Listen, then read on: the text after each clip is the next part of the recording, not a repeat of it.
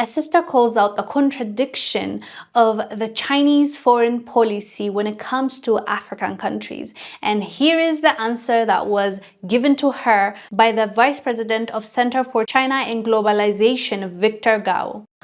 China has a no interference policy with other states, and that states should have their own ability to dictate their way of life or their existence.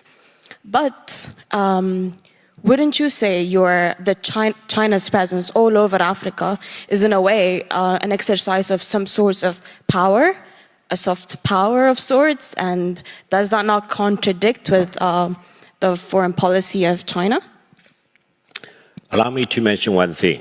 Before China's extensive engagement with Africa, Africa itself is a forgotten continent. That's not what Victor Gao said. That's generally being said by Western countries. Africa, after decolonization, was more or less the forgotten continent. Western countries did not want to engage it for whatever reason. China went in. China treated every African country as brother and sister, and China really invested hugely in Africa.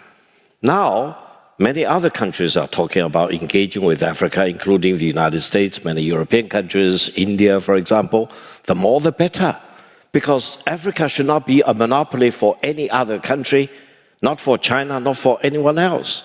Africa is for the African people, and the taste of the pudding is always, you should not be a judge yourself. You go to African country and ask them whether they like. There's a lot to unpack here. He mentioned that Africa is the forgotten continent, which, depending on how you look at it, you'll get a different answer.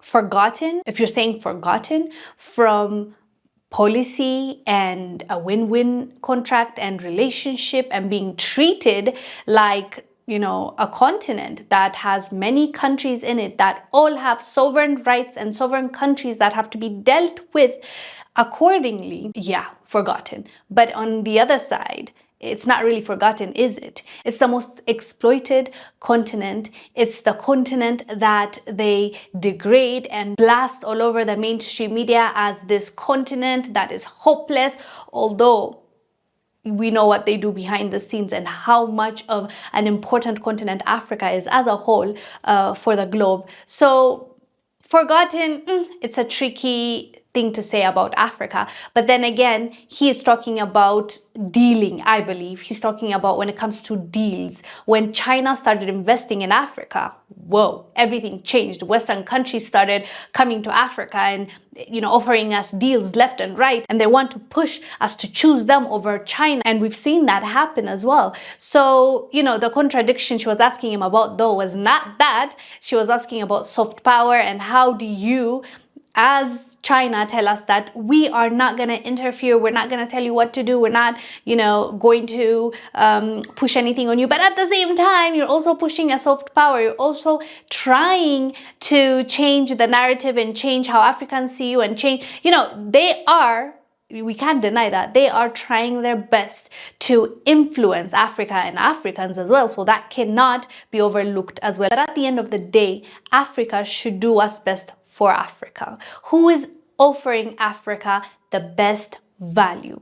Who is going to be respectful with our dealing? Who is going to be a partner that is going to do the right thing, that is going to pay me fairly, that is going to respect my sovereignty? Anyways, fam, let us know down below what your thoughts are about this conversation between our sister and the Vice President.